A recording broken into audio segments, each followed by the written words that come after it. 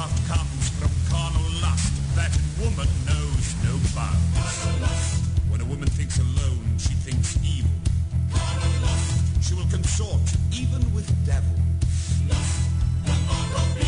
She will meet with them by night. To dance with them at the Sabbath. Thou shalt not suffer a witch to live. A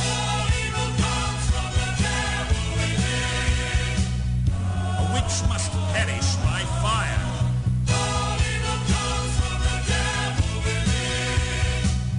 That her immortal soul may be returned to God on high. Malleus Maleficarum, a witch is a virgin Malleus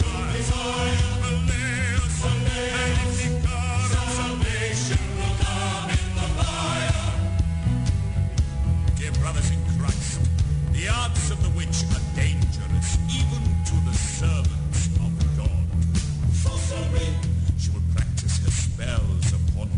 Enchantment. She will possess your soul. Woman desires the parts of a man. She will strike at his manhood whenever she can. Brothers in Christ, beware of all women, evil in heart and in mind and fundament. All evil comes from evil within. She may even spirit away a man's parts. All evil comes from the devil within. So beware, my brother, or you may look up someday and see your privates dang from the nearest tree. Maleficarum, am a witch, a virgin, Malleus Maleficarum, salvation will come in the fire. Brothers, we must act now. Time is short. Our lost souls must be found again and brought to redemption. Inquisitors, hear my bidding. Find the witch and save their souls for eternal life.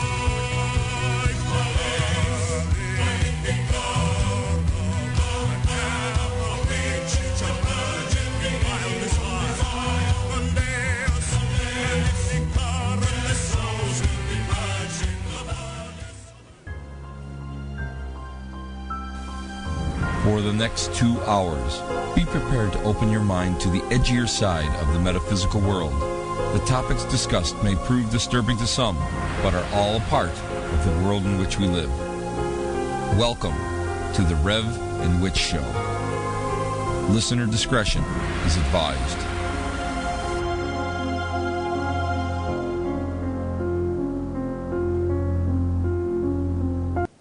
And welcome, everyone, to the Reverend Witch Show. I'm the Reverend Tim Shaw. Tonight's show is something that is very serious. It's something that we must learn about because it will give us wonderful insight into both the thought processes of the times which made up the burning times. And what you're going to see and what you're going to realize is that there is a carryover to the current time, to these current days. I often wonder why and how the past really took root. What were the causes? What were the primal seminal causes of those burning times? Why did we do these things? What possessed man to do these things? And when I say man, I'm talking about, well, the powers that be, the churches, the kingdoms, we live in a society that is just so different. Wonderfully interesting times is what I was trying to say. Now, I'm here. Okay, thank you. I was just wondering, I was kind of afraid that we lost you. Now, Marla, no. Please tell all of our listeners exactly what we're going to be doing tonight. Well, tonight we're talking about the Malleus Maleficarum, and for those of you who are unfamiliar with the text, it was a thorough and legal witch hunter's manual that was responsible for about 60,000 deaths. It was written in the times of witch mania during the Middle Ages and the Renaissance, and contained in it were complete instructions on the identification and prosecution of witches. It was first published in Germany in 1486. It quickly proliferated into many editions and spread throughout Europe and England. The impact of the work was felt in the witch trials on the continent for almost 200 years. It was a judicial case book for the detection and, as I said, persecution of witches, specifying the rules of evidence and the procedures by which suspected witches were tortured and eventually put to death. The procedures described in the book, again, were responsible for thousands of murders, and they were for no other reason than perhaps a strange birthmark, someone that lived alone, mental illness, cultivation of medicinal herbs, or simply just because they were falsely accused, and oftentimes it was for financial gain by the accuser. I think the main thing to remember here is that the Malleus serves as a horrible warning about what happens when intolerance takes over a society. And the sad thing is, it's no secret that for hundreds of years, since the publication of the book, witches have been still looked upon as ugly, evil creatures with a less than stellar agenda. But up until the Renaissance, witches were revered as wise women. And the knowledge of these wise women was not only accepted, but sought out. They were seen as an invaluable part of the community. They used natural magic in harmony with the rhythms of life, and their knowledge of herbs and plants allowed them to be the medical professionals of their time.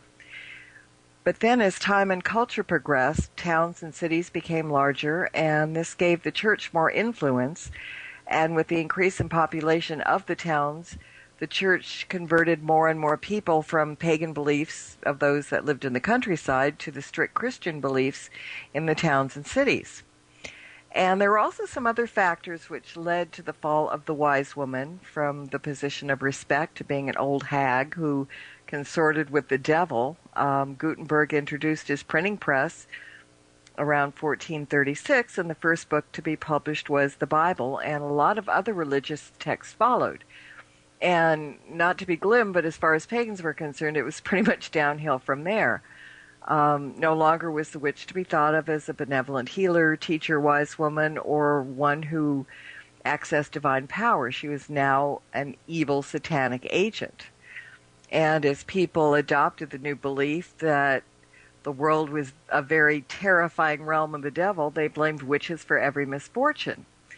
And since the devil created all the ills of the world, his agents, the witches, could be blamed for them.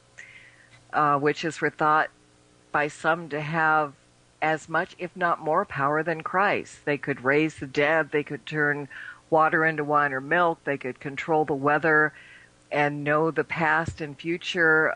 Witches were held accountable for everything from a failed business venture to a poor emotional state. In fact, there was a Scottish woman who was accused of witchcraft and burned to death simply because she had been seen stroking her cat at the same time as a nearby batch of beer turned sour.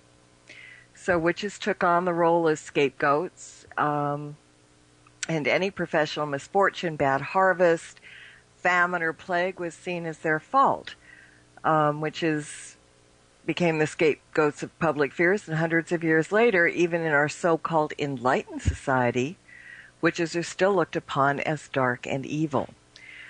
So there, in a rather big nutshell, is kind of what the Malleus was all about. And our guest tonight, Professor Christopher S. Mackay, is a professor in the Department of History and Classics at the University of Alberta. He received his Ph.D. in classical philology from Harvard University. He's the author of, among many books and articles, Ancient Rome, A Military and Political History, as well as The Hammer of Witches, a complete translation of the Malleus Maleficarum. And for those of you in the chat room, please feel free to PM me with any questions for the professor or comments in general. Hi, Professor Mackay. Welcome to the show. Glad to be here. Now, Professor Mackay, I really think that it's a great honor that you took the time out to be on our show. The Malleus served a purpose. And, you know, people are still afraid of witches today. So I guess the most obvious place is to start by questioning whether the decision to write this text was all about the strict control by the church, or the fact that actually Pope Innocent VIII so feared the influence of witches on his virility that he appointed 2 German Dominicans of high honor, Jakob Sprenger and Heinrich Kramer, to write it. Now, was it meant to keep, well, I guess I'm going to add, what I'm trying to ask you is, was it meant to keep the Inquisition thriving and, well, as a side note, putting money in the coffers of those who were in control? Or, as it has been suggested, was it a way for the authors to prove themselves as bona fide witch hunters? Because really, from what I have read, Kramer wasn't really a successful witch hunter at all. No, I don't think that's true at all. But in any event, let's start with why it was written to begin with. Innocent VIII had nothing to do with the writing of it. It all basically derived from Kramer himself, or Instauratus, to call him by his Latin name. So to straighten that out, he's born as Heinrich Kramer, but the Latinized form of his last name, which in German means kind of like petty merchant, is turned into Instauratus, so we'll call him Instauratus. The 2 joint authors are him and Sprenger. Both were Dominicans. Both were appointed by the Pope as inquisitors in Germany. They both ran into trouble.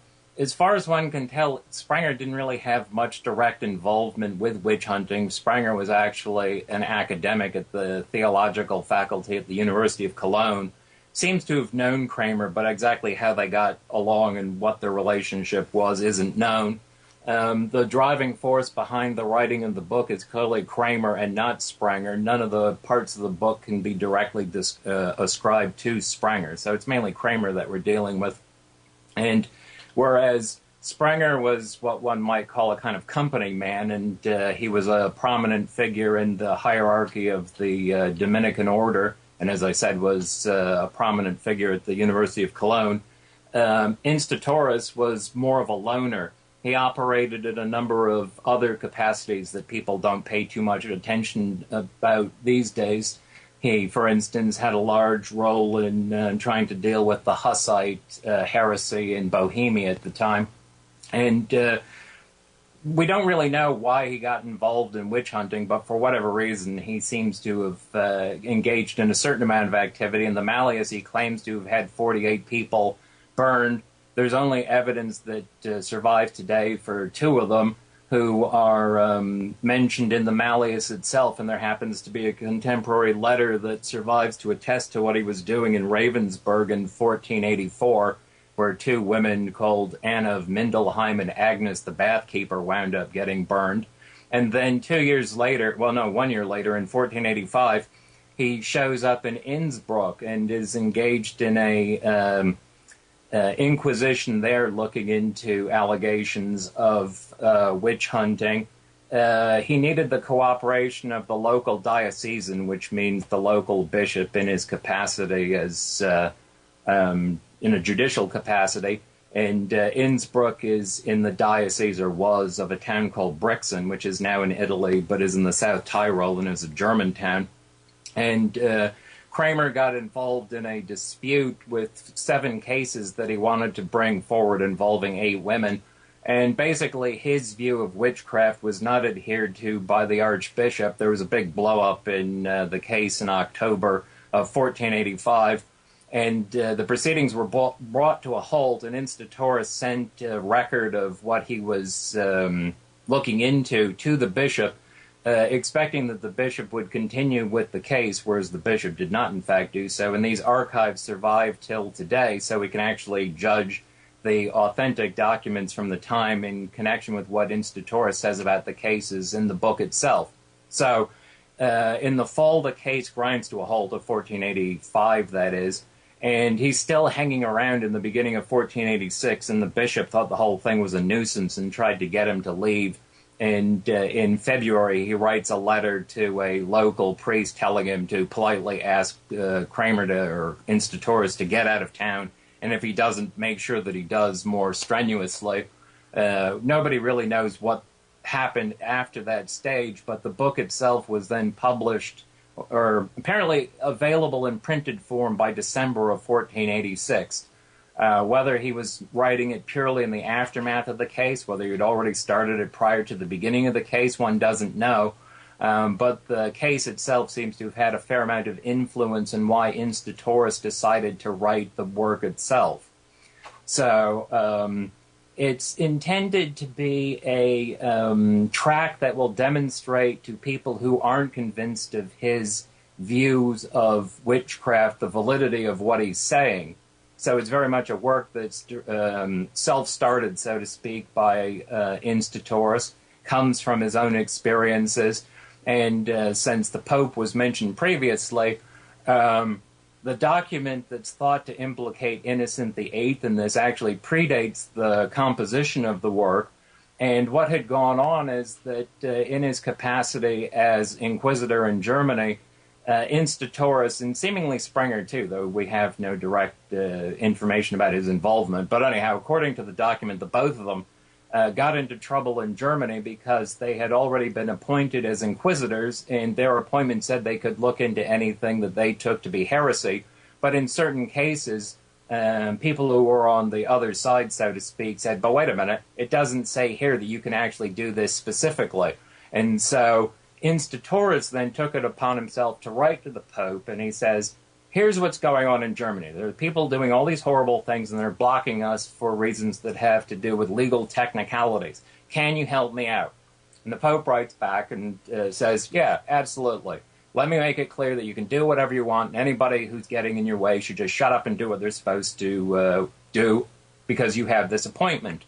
And we actually happen to have the petition itself that Instatoris drew up, which was recently found in the Vatican archives, and the papal bull, that is to say the document that has an official seal at the bottom that's called a bull, that was issued in response to Instatoris's request by the Pope. The petition itself survives, and you can see that Instatoris is the one who drew up the information. And in Instatoris's own mind, the fact that this document that he got back from the Pope parroted back to him what he himself thought, in his mind, gave papal authorization for his own views. And so when he shows up in Innsbruck in the summer of 1485, he's got the Bull Summis De Siderantes in his hands. And the bishop himself sends word out to his subordinates saying everybody should cooperate with him, and he's got this bull in his hands. And later in 1491, Instatoris wrote a handbook on witch hunting for the city council of Nuremberg at its request, and he refers repeatedly in that text to this papal bull. So in his own mind, it justified him in the beliefs that he had, but the Pope knew nothing about what was going on. The document came from him, and he assumed the validity of what Instatoris said, and to the extent that he repeated Instatoris's views, he becomes implicated in them. But in terms of the papal hierarchy in Rome, they had nothing to do with the writing of the work or the conceptions that are drawn up in it. It's all derived from Instatoris's own personal experiences, and that's what brought him to, or led him to think that he had to write this work, which was an advocacy of a view of witches that was not, in fact, held by most people. It was more or less a novelty of not more than about a century. Now, see, this is very, very, very interesting, because what you're saying is kind of ground-shaking because of the fact that wherever you look, Pope Innocent is implicated as probably one of the, and forgive me for using simpler terms in this, but one of the ringleaders of this entire endeavor.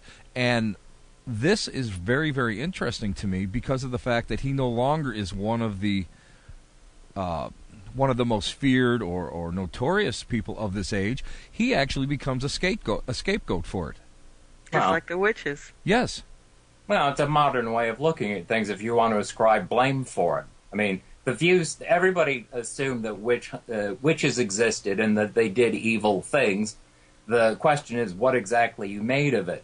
And the conception of witchcraft that's argued for in the Malleus is often termed either Satanism or diabolism in modern scholarship. And it apparently doesn't date back any further than the late 14th century, it would seem. And there are 4 works that precede the Malleus that deal with it, and they all date within about 10 years of 1430, though there's evidence that it goes back maybe 50 years before that. And so the view that's put forward in the Malleus itself is a novelty. And it's not something that Instatoris made up. It, as I say, the exact origins of it aren't entirely clear, but it seems to come from the area of about southeastern France and what we would call Switzerland or the north of Italy, the area of the Alps. Previously, there were the Albigensians, who are a kind of odd Manichaean shoot-off from Christianity, let's call it, who were suppressed around 1200. And at about the same time, there were the Waldensians, who start with a guy who was a merchant in Lyon called Waldo, who decided late in life that he was inspired to go and have people help out the poor. He had no doctrinal disputes with the church, but it had to do with church authority. And basically what he was doing was not allowed, didn't have authorization from the church hierarchy. And whereas it was kind of a cut and go thing, and he might have become accepted by the Orthodox, as it turned out he was rejected. And there were a number of people who followed him who thought that they were inspired by the Holy Ghost and could operate as true Christians without the authorization of the church, which the church couldn't allow. So anyway, these people were suppressed as well. And it was a long-standing notion that heretics were involved directly with Satan, and in connection with the evil that they had in trying to subvert the church, they practiced malevolent witchcraft, or magic, I suppose you might call it. And these beliefs were associated with real so-called heretics, that is to say, actual religious groups that were rejected by the official church. But then the weird thing that grows up in the period around 1400 is the notion that there is a heresy of witches that is entirely disjoined from any real religious movement and is simply a sect of Christians who are baptized as Christians who then associate with the devil and reject the official teachings of the church and engage in malevolent witchcraft for its own sake. And this is the notion that's argued for in, as I say, about 4 works around 1430. And the major printed work, and certainly the first one that's specifically on this topic, is the Malleus. So this is the idea that Instatoris has in his head. So certainly witchcraft would have been, or magic, whatever you want to call it, would have been practiced on a folk level all over the place. And everybody assumed that there is some way in which you can enjoin the forces of nature or the malevolent forces of Satan or God to help out in your life through means that are not scientific. Now, the strict distinction between science and, like, folk magic is a modern one, and at the time, though they understood sort of science and there are normal things that are accepted, the world also had a lot of inexplicable activities in it, and the distinction between science and magic was much less strict for them than it is for us. And so magic would be assumed by everybody, from the Pope all the way down to the peasants. But what is novel is the notion that there are people who are associated with this sect, which is specifically set up by Satan for the purpose of subverting the established Christian order through the use of malevolent witchcraft. And the thing that's cool, if that's the way you want to characterize it, for the prosecution of witches is that you don't even have to have any kind of real motive for it. The whole point of it is evil for its own sake. Exactly. So this is the notion that Instatoris had in his own head when he goes into Innsbruck, and it's what he completely has this disagreement, it would seem, with the local bishop, who entirely agreed that witch magic existed, but in his mind it was a kind of triviality. One of the cases that got turned up in Innsbruck involved a converted female Jew who was thought, with some other women, to be engaged in some magical activities that involved doing nasty things to a crucifix. And the bishop is really worked up about this, and he says people who are convicted of actual blaspheming should be punished severely. But when it comes to all this trivial little magical stuff, what we should do is just tell them, that's foolishness, cut it out, don't do that kind of stuff. And if you do it again, then you'll get into trouble, but just stop it. And he doesn't think it's a big deal. Whereas in Instaurous's mind, all of these sort of run-of-the-mill things that involve love magic and other stuff like that is actually some aspect of what he considers to be a sort of international conspiracy presided by Satan to subvert the Christian world. So he views the whole thing entirely differently. And the point of the Malleus is to argue for this new conception against basically intellectual or educated people who don't accept or aren't aware of this conception of magic. So Instauros has a number of sort of audiences in mind, the general clergy and whatnot, but he seems to focus a lot of his sort of mental engagement in trying to refute the people that he thinks don't believe in this great threat to the Christian world that he sees. Yeah, it to me it's just it's amazing how a thought can snowball and then avalanche into what it became. And one of the things that many people refer to this book as is a work of misogyny. It describes how women become inclined for witchcraft, claiming that they're susceptible to demonic temptations because we are manifoldly weak. It was believed that women were weaker in faith and more carnal than men. It accuses witches of infanticide, cannibalism, casting evil spells to harm their enemies, having the power to steal men's privates. It goes on giving accounts of witches committing these crimes. And in my reading, most of the people that were picked as witches were female. There were a few men in the mix, but not too many. But I'm wondering, either Kramer was very much a misogynist, or does this perhaps go back to the old Adam and Eve story about Eve the temptress, the apple and the snake? Well, I think when you use words like misogyny, in my own mind at any rate, there are works that are overtly intended to be attacks on women. You get a genre of this in antiquity. And Instauros himself goes out of his way to say, I'm not talking about all women. There are good women, and he gives a few examples, the Virgin Mary, of course.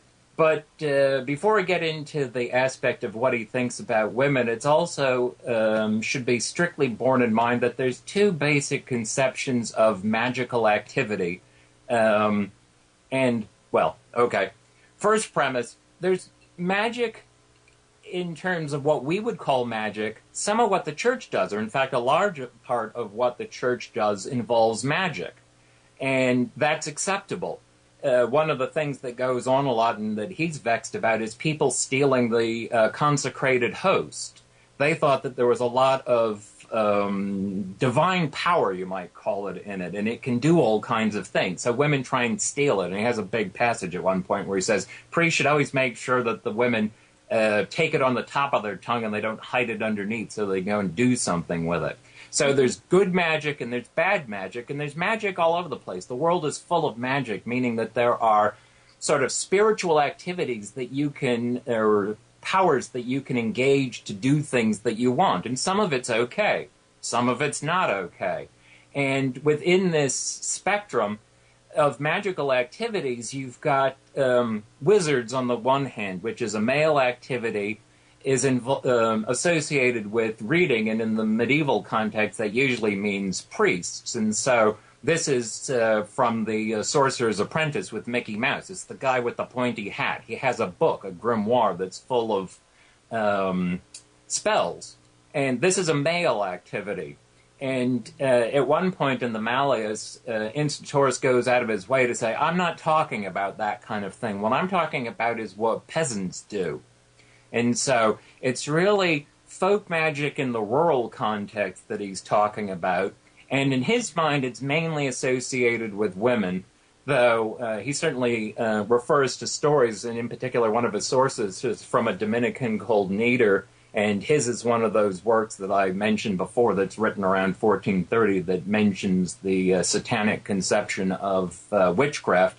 And in it, he talks about a man who's a leader of one of these sects. His conception seems to be closer to the notion that it actually is like these religious sects like the Waldensians and not this kind of heresy of witches. And in fact, in the Malleus itself, one of the things that goes wrong is the gender. In German, you've got in the singular the regular neuter, feminine and masculine genders, but in the plural, everything basically becomes feminine. The plural doesn't look a lot different from the female singular in German, and so when it comes to Latin, Latin clearly distinguishes between the masculine and the feminine in a lot of forms in the plural, and the word maleficus, which means evildoer, basically, is one of them. And the work wanders back and forth a lot between the masculine and the feminine, and he seems to use one when he really means the other. And he often uses the masculine when it's clear from the context that he has the female in mind. And he says, well, we call it the heresy of sorceresses or witches, Maleficarum, because of the sex that's more predominantly involved in it. And it seems that when he talks about the actual heresy, it's mainly involved with women. And he talks about men, but they seem to be an entirely different category. The males that he talks about are mostly involved in warfare, using some kind of satanic assistance to make sure that your arrow always hits the mark, say. And so he includes them for reasons that are sort of more theoretical than strictly proper in terms of his conception of the heresy of witches. That itself seems to involve women and not men. In terms of the reality of it, it would seem that something like 20 to 30% of the people accused were actually male in the actual witch hunts, that is. And it's difficult in English because we don't have a masculine correspondence to the word witch. Wizard or warlock has very different associations in English. So anyway, to get back to Instatoris himself and his conception of women, he's talking about peasant magic, not educated magic. Educated magic involves males who are usually priests. This is peasant magic that is usually practiced mostly, but not exclusively, by females. And because he takes this for granted, probably for social reasons, I would expect that for the most part, women tended to engage in the magical activities that then he converts into this conception of his that Satan's involved in all of this. Within that, he takes what goes on around him and then he puts his own conception on it. So there can be little doubt that there must have been all this kind of stuff going on all over the place. He gives an example. In fact, towards the end of Book 1, he gives a number of examples of people taking things into their own hands to counteract witches, which is almost always a bad idea in his mind. You should leave it up to the experts in the church. But it all involves peasant stuff. People stealing the milk supply from their neighbor's cows. What you would do is you take a knife and you stick it into a beam in your barn and you say some magical formula, and then you pretend to milk the underneath this knife, and then the demons magically take the milk from your neighbor's cows and they put it into your own.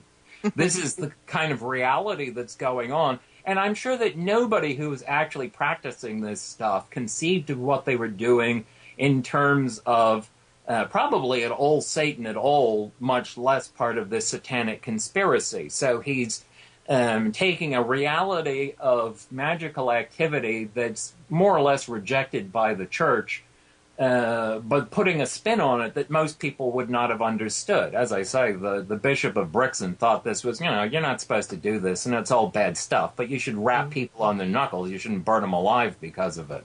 Right. So,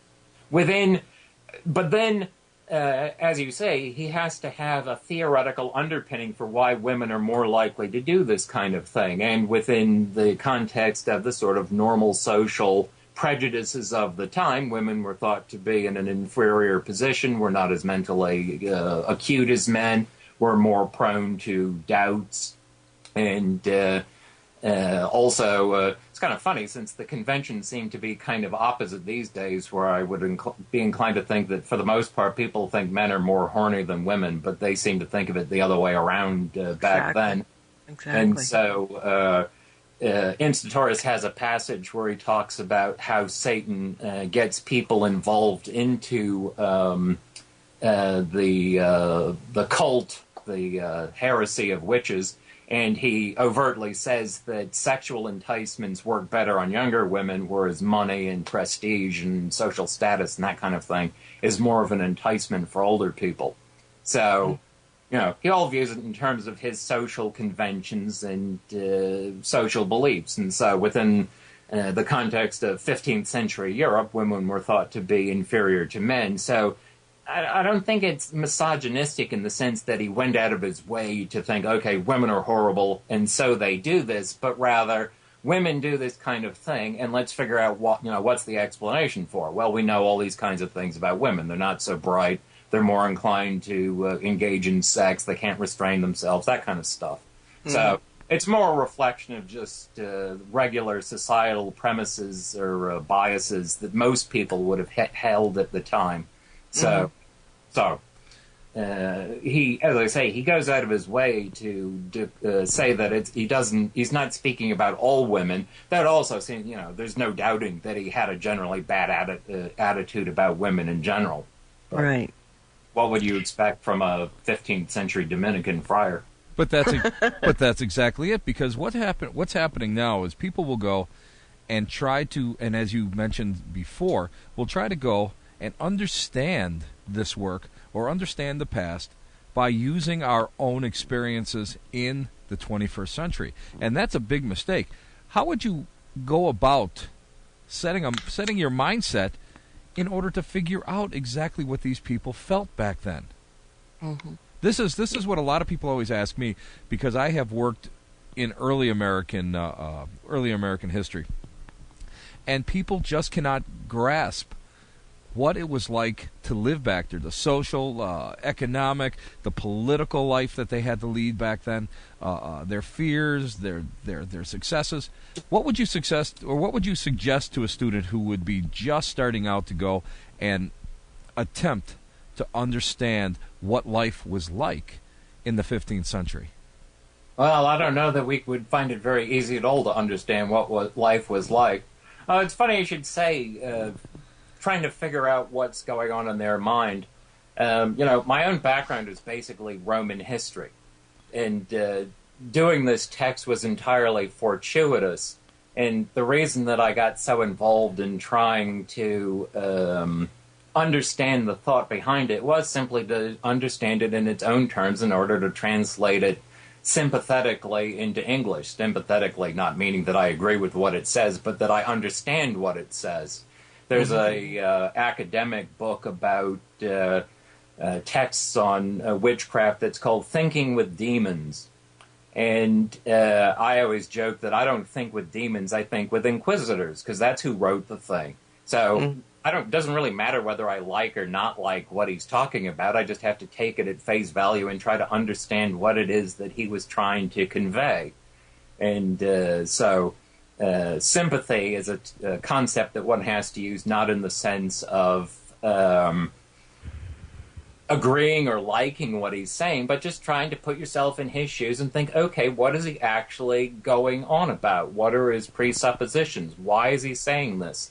And if one's point of view is simply to view the past from the point of view of today and say, well, they didn't have democracy, they didn't have equality, they didn't have all kinds of things that we have today, and therefore they're stupid. Well, okay, but it doesn't get you very far. Exactly. You're 100% right about that.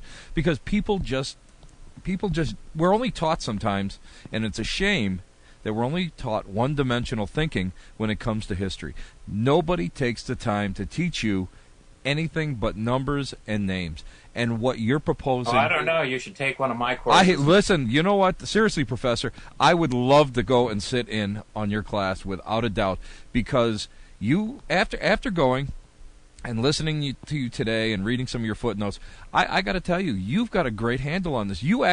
I can actually see that you're breathing this, and that's what I love in an instructor, someone who understands it to the point where you could almost close your eyes and you could almost be teleported back to that time period because of the fact that you know what they're trying to say and what all the circumstances, the settings are all about. This is what so many people miss in this time period. So many teachers just can't convey that. So I would definitely take a course from you, Professor.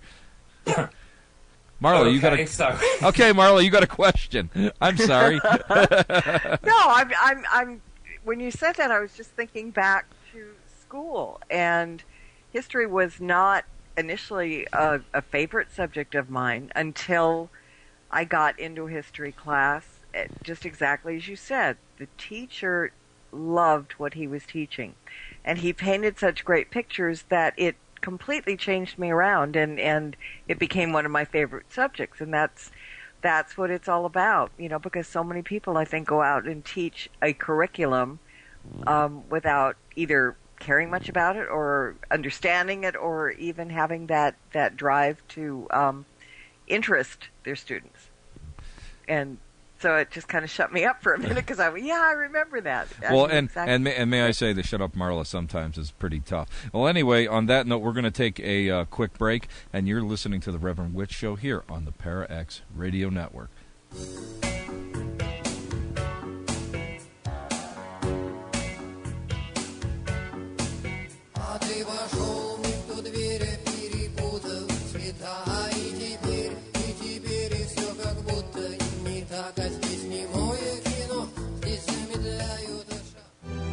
Coming this fall from Schiffer Books. From the author of the Ghost of Hollywood series and Workplace Spells comes a brand new book for all lovers of pets. Animal Spells and Magic by Marla Brooks. Learn how to choose your next pet according to their astrological sign. Explore animal superstitions. Learn 25 magic spells for your pets and get instructions on creating your own spells. Learn who to call upon and what to use to cast these spells. Includes special chapters by Reverend Tim Shaw, Psychic to the Stars Kenny Kingston, Psychic Medium Victoria Gross, Animal Communicator Dinah Roseberry, and Shaman Willie Windwalker Gibson. This is the perfect book for all animal lovers. Animal Spells and Magic by Marla Brooks. For details on how to get your copy of this amazing new book, go to www.schifferbooks.com or check out Marla Brooks online at www.marlabrooks.com. This would make the perfect gift for the animal lover in your life. Go to www.schifferbooks.com or ask about it at your local bookstore. If you're tired of fumbling in the dark with a flashlight to read your EMF meter, then the folks at Professional Measurement have the solution for you. Introducing the Mel Meter. The Mel 8704 is a precision-made scientific instrument designed especially for the paranormal investigator and enthusiast. This is the only meter that can read both EMF and temperature changes at the same time. An easy-to-read backlight display allows you to monitor and record changes in real time with one hand. And check out the new Pro Navigator with night vision compatible red light source and 30 feet of illumination range. This is the tool you've been waiting for. The Mel Meter. Available now at promeasurement.com or by calling 1-888-344-0111. Professional Measurement. Your one-stop source for industrial and commercial-grade precision EMF meters and instruments. Ideal Event Management is your top-rated paranormal events organizer. They represent some of the biggest names in the paranormal community. Whether you need help putting together your event, looking for a celebrity, or just want to pump up the excitement, Ideal Event Management can help you. Contact Mark at 413-478-3642 or check out their website at idealeventmanagement.com. You'll be glad you did.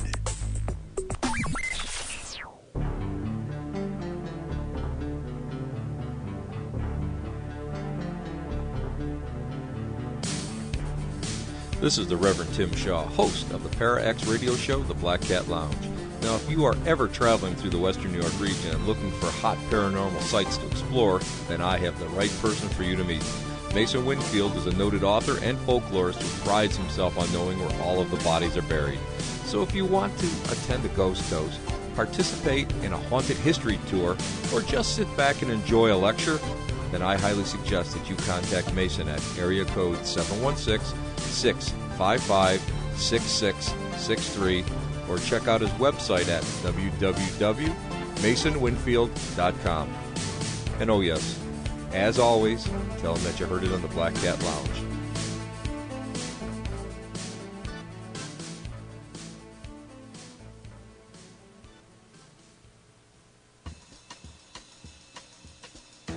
You know it's okay to rock and roll and party. Just let someone else do the driving. Hi, this is Ray Manzarek of The Doors for RAD. Please don't drink and don't drive with someone else who's been drinking. A public service announcement brought to you by the U.S. Department of Transportation, RAD, the National Association of Broadcasters, and the Ad Council. Break on through, break on through, break on through.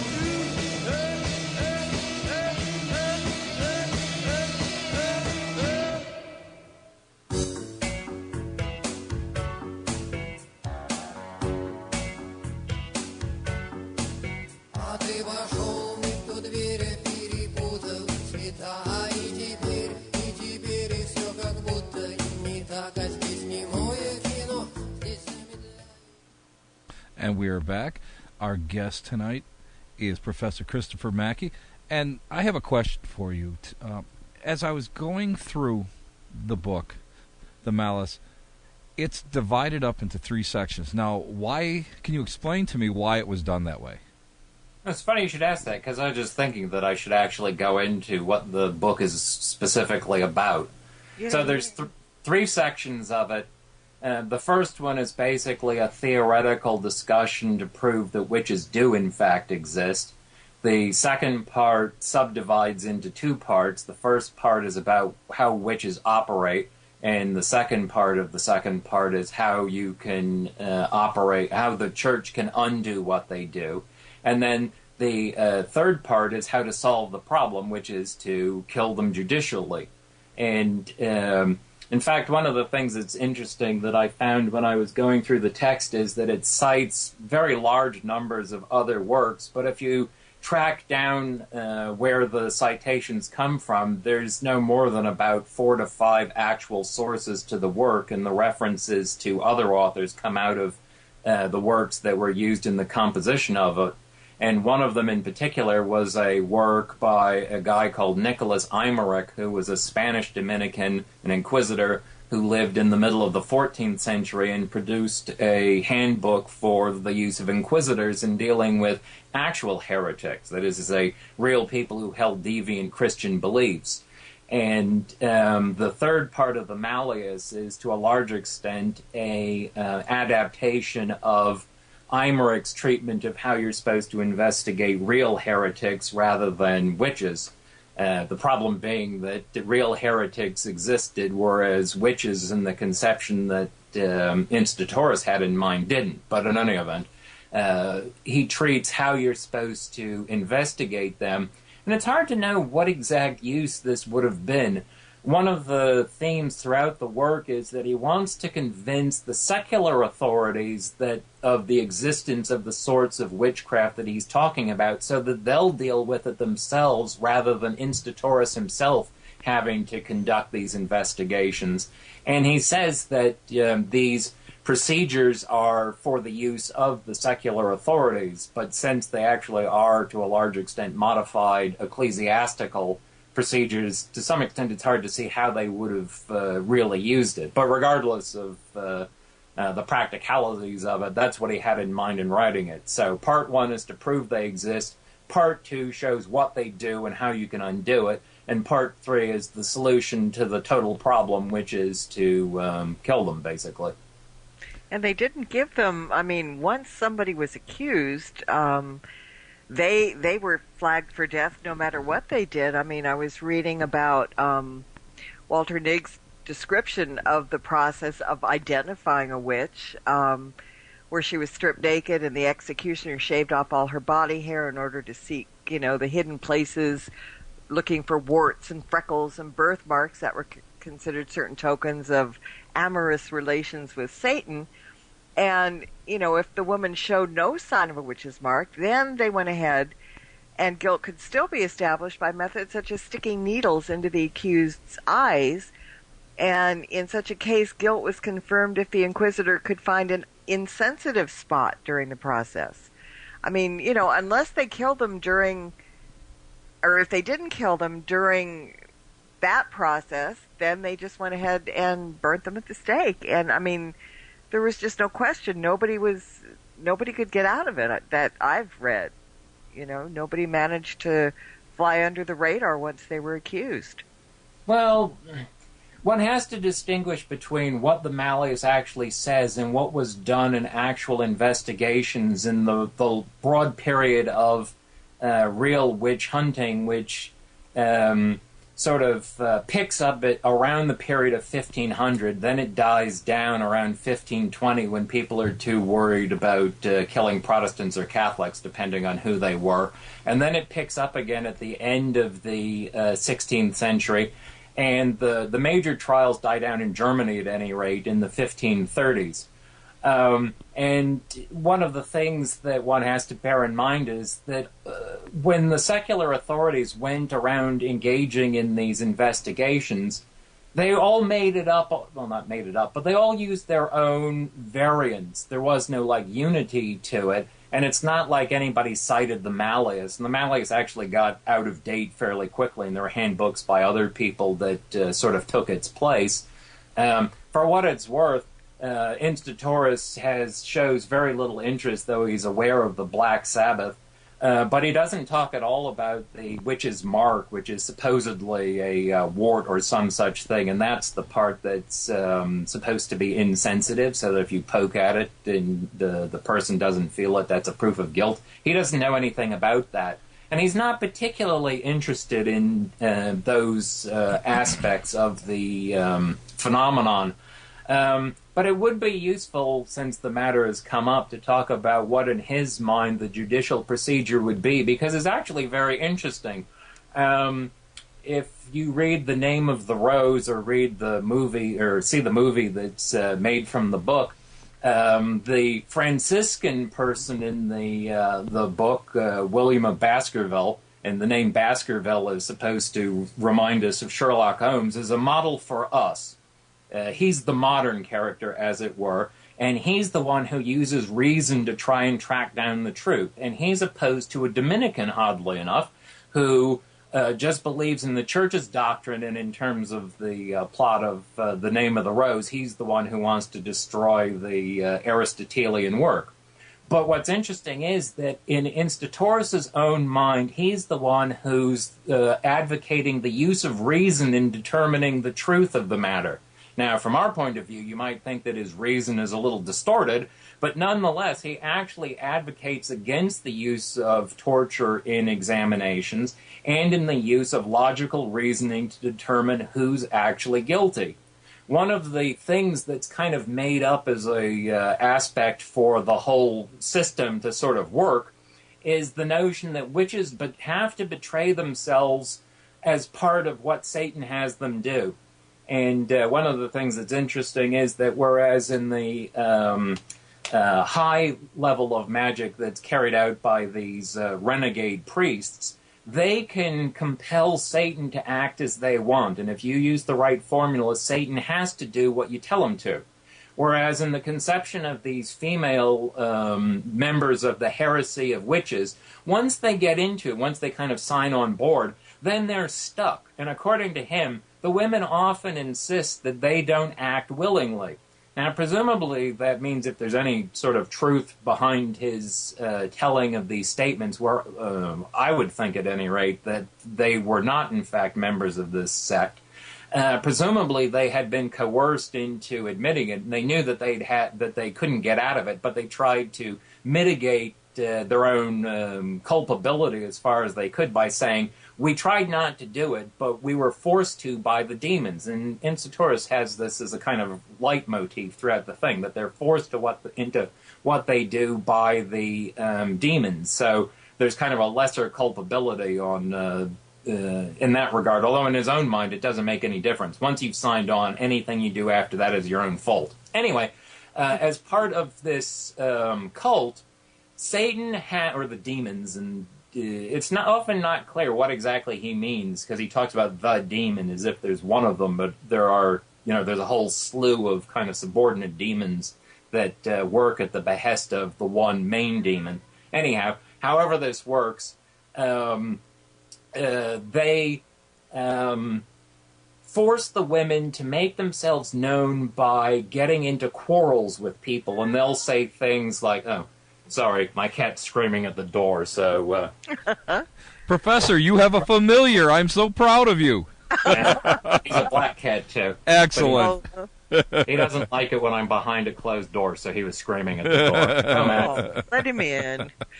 So, anyway, according to Instatoris, the women will make themselves known by saying something like, "You better sell that to me or you'll regret it," or the witch has been rejected by her ex-boyfriend who married a decent woman, and so the ex-girlfriend gets all mad, and she'll come to the wedding and say, "You're not going to enjoy more than a few days of happiness here," or something like that. Mm-hmm. So that there are these clues involved. And Instatoris, in fact, in the handbook that he wrote for the City Council of Nuremberg in 1491, gets very mad about standard legal procedure of the time. What? No, that's okay. My wife is coming to see if Max needs to be taken away, but he's okay. He's fine. I've got a fine. dog next to me and a cat, and Tim's got a dog next to him probably, so She was listening upstairs, so I guess she heard that Max was at the door. Anyhow, so where was I at? These women have to make themselves known, and then when the investigation comes... Oh, I know, I was saying that in the Nuremberg Handbook, as I call it, he gets really mad about contemporary legal procedure, which involves the use of torture. And the way it's theoretically supposed to work is that you torture somebody into not simply confessing to the crime, but to admitting to something that only the person who committed the crime would do. But when it comes to magic, that really won't work because, by definition, the actual commission of the crime, which is done by the demon, at the behest of the woman who's separated from it by many miles sometimes, and temporally as well, there's no real direct connection. So the perpetrator, so to speak, can't admit to anything more than simply being involved in magic. You can't say, "Oh, and you'll find the stolen items buried under somebody's barn," or something like that, and the fact that you can find them then would prove that the person was telling the truth. That doesn't work in this proposition. So, on the one hand, in legal proceedings, if you were tortured without confessing 3 times, then you had to be let off the hook. And this infuriates Instatoris no end, and he tells several anecdotes about how people have gotten off the hook for this reason. And in fact, there was a reference earlier on the show here to shaving people. And the reason for that, according to Instatoris at least, is that it's not to find the hidden insensitive spot that you can poke into and prove they're a witch that way, but rather they will have some kind of talisman on them that allows them to be insensitive to the torture that they would otherwise feel in the investigation or questioning by torture.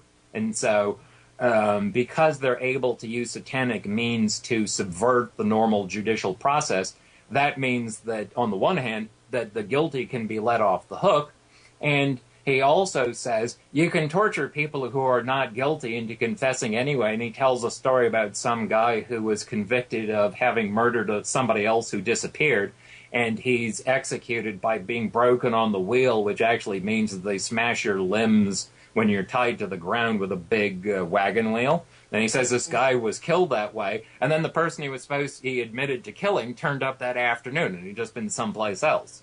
So in Instatoris' own mind, the sort of standard legal procedure of the day involving torture to question people is defective because it lets the guilty off the hook and it can convict the innocent, whereas in his own mind, if you understand how witchcraft worked and you can take depositions, figure out who's doing what to whom, and then you question people, then you can actually narrow it down And he, in fact, has a section in the Nuremberg Handbook as to whether it's better to convict on the basis of conjecture, and in his own mind it is.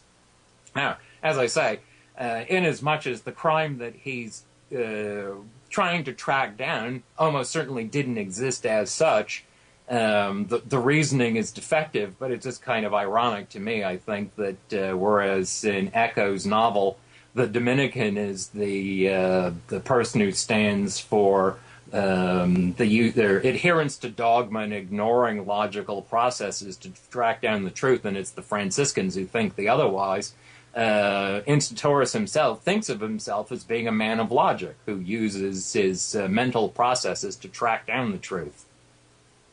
I mean, it just sounds like something that's just gone wild. I mean, it started out as one thing, turned into something else. And, you know, the more I read the book, the more inhuman and frightening it became. Because, I mean, I was reading about torturing 2-year-olds and, you know, older women were the prime suspects and stuff. Was some of the torture that was described in the book very common for those times? Well, it's standard legal procedure.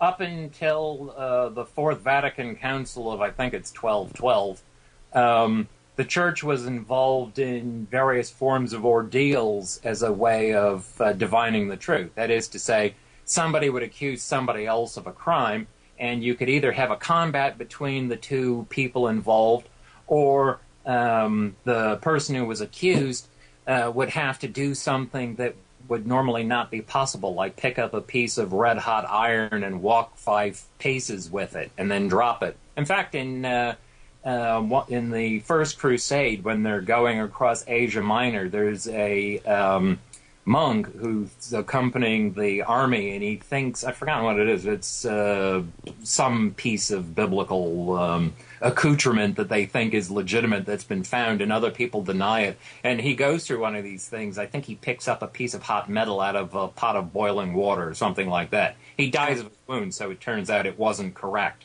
Mm-hmm. And so this then involved the Church because you had to invoke God, and for reasons that aren't worth going into, because of the Church's desire not to be engaged in certain secular activities that had to do with the power politics between the popes and the Holy Roman Emperors. A lot of ecclesiastics thought that this was a bad idea.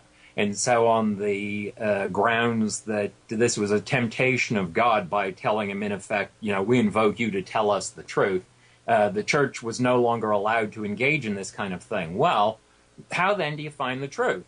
It used to be that you could invoke God and he would actually, help to determine a legal case. Well, he's not available anymore.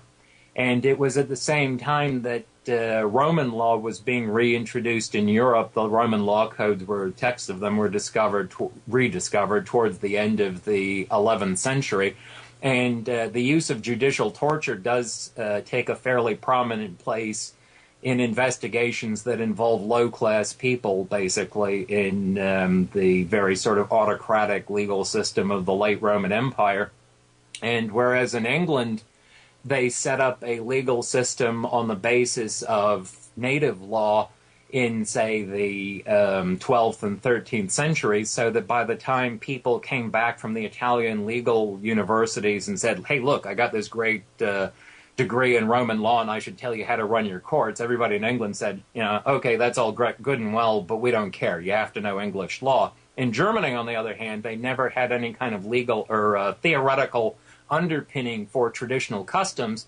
And when people began to return with these law degrees from Italy about Roman law, they just swept all the traditional legal procedures out of the way, and they used the methods that come from the very autocratic state system of the late Roman Empire, which often used the judicial use of torture. So as I said, what you had to have to convict somebody was basically an eyewitness or a confession. That's what you had to have, which is a pretty high standard of legal proof when it comes to major crimes. And one way that you could get the confession was to examine someone under torture, but there were all kinds of safeguards that were built into the system, because they were aware that you could torture people into admitting to something that they hadn't done on the one hand, and there were other people who were able to withstand the pain. So in order to go to the stage of torturing people, you had to have what I suppose we might call a reasonable presumption. So that, for instance, if somebody is found murdered and you find some guy wandering down the street with a bloody sword in his hand, then that's a reasonable token to suggest that he might have something to do with it, and then it would be okay to torture him. But when it came to the torture itself, you could only torture them twice, and if they got through it, then they were let off the hook. If somebody confessed under torture, then they had to be released, and they had to make the confession over again, not in the torture room. In practice, it turned out that all this was a lot of hooey. Basically, you could come up with reasonable grounds if you felt like it, and a lot of it had to do with the prejudice or presuppositions of the judge, and they had ways of weaseling around the number of times you could torture. For instance, you could say you weren't restarting it again, but you were resuming the previous session.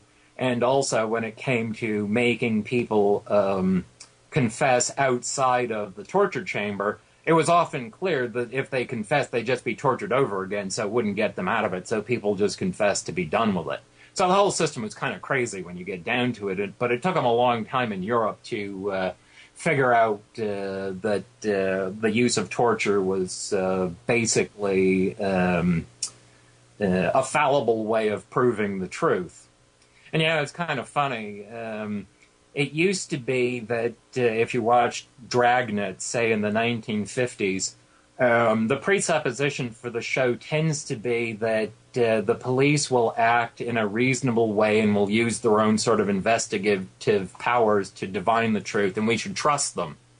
Then in the 1990s, as sort of general trust in the police fades, you see shows like NYPD Blue, where Sipowicz coerces people into confessing by threatening them or whacking their heads onto the table. And the way the show works, though, is that you always see from the start who's guilty. So you always think as the viewer, he's going to make the pedophile confess or whatnot. But of course, in reality, they don't know what's going on. And if it was simply knowing who's guilty from the start and then letting the police coerce them into confessing, well, sure, that would be great if we all knew what the truth was. But the truth is that we don't. But now what the fallacy, I think, on television is that, Grissom, with his super fabulous scientific lab, will instantly find the truth, and he can tell from the way the blood is splattered on the walls exactly what happened and whatnot. Whereas if you actually see on the news how long it takes things to get done, the mistakes are made, the incompetence that's involved in a lot of those proceedings, it just shows again that you have to put your faith in something, because otherwise then you just have nothing. There is no system. So it's easy for us to look back today and say, well, they were stupid for doing that. But, what alternative did they have? They didn't have fingerprints. They didn't have any, large amounts of ways of tracking down the truth. The state was much more primitive. And so it seems kind of wacky from our point of view, but it's hard to see what else they could have done. And so when it comes to gauging Instatoris, it seems inherently unfair what he's suggesting, because he does talk about the use of torture, though it should be borne in mind that he himself didn't really like it. And when he talks about it in the Malleus, he's copying what Imeric says, more or less word for word, about how you're supposed to go about torturing heretics to get them to confess. And it also has to be borne in mind that what Imeric is talking about is people who actually were guilty. I mean, I don't think they're guilty in not wanting to be Catholics, but in terms of what he was up to, there actually were people out there who were guilty of holding views that, in terms of the church's attitude, were impermissible and which were worthy of death. And the point was to try and find out who actually was a real heretic. It wasn't to trip up people who actually weren't heretics into confessing to things they didn't believe. It wasn't to entrap people who are really Catholics. The point was to try and find a way to divine who was actually holding impermissible beliefs. And so there really were Albigensians or Waldensians or whatnot hanging around out there. Whereas when it comes to Instauros, the diabolic conception of witchcraft that he's arguing for did not actually exist in the real world. And that's part of the problem that goes on, that when you have the big witch trials, to one extent or another, the people who are carrying them out must have basically believed more or less the sorts of things that Instauros was advocating, except they didn't actually have to believe word for word what he was saying specifically. You just had to have somebody who was generally convinced of this and who was willing to use the necessary force to investigate it. Now, sometimes there must have been elements of self-aggrandizement, but also self-interest that are involved. The judicial authorities could confiscate the property, say, of people who were convicted. One of the things that goes on is that once somebody is convicted of the crime itself, then you can torture them to get them to bring forward the names of accomplices or other people involved, and then it spreads out in a circle. Mm-hmm. One of the things that seems to be the case is that if you look at a number of these cases, the more levels of review there are, the less likely it is for any of the accused to be executed. And some of the really biggest trials that took place were in Germany, where because of the sort of splintered political system, you would often have Catholic prelates of one variety or another who were the supreme legal authority. So in effect, there was no source of appeal outside of them. And if you got somebody in one of these situations who really believed in this kind of stuff, then you can really launch into huge investigations to track down people. And it doesn't really matter what specifically you believe, because once you start using torture like this to A, investigate, B, extract confessions, and C, find the names of other people who can be guilty, then the thing can go wildly out of hand. And to some extent, there's any number of influences on why the major period of witch trials died down, but part of it has to be that it just became literally unbelievable. Friedrich von Spee was a Jesuit who had acted as a confessor in one of these major series of trials, and he wrote a book arguing against it called the Cautio Criminalis, and he says, I conducted these people to the stake and I took their confessions, and I just don't believe it. So one of the other elements that fits into it is the growth of the early modern state. Instauros, in writing the book, wants to convince the secular authorities of the truth of what he's talking about, so they'll do it. And it's really in this period from the end of the 15th century through the 16th, and then certainly it's fully developed by the early 17th century, that you get the large early modern state with a bureaucracy and a permanent sort of structure that can investigate these things. And, there's kind of a confluence of another number of developments. The idea in the first place, the printing press that disseminates it, the early modern state. To a certain extent, some of the trials are wound up with the Counter-Reformation, because the idea was that the Catholic Church had the ability to sort of prove itself in its war against both Protestants and Satan through its ability to track down and get rid of these people. All of these different elements sort of come together. It makes sort of perfect storm of ugliness. So, yeah. Now, I have a question from the chat room, and this is something that I really am kind of interested in myself. Now, what was the reaction to those who use this work to forms of divination, such as astrology and other folk ways of, let's say, fortune-telling?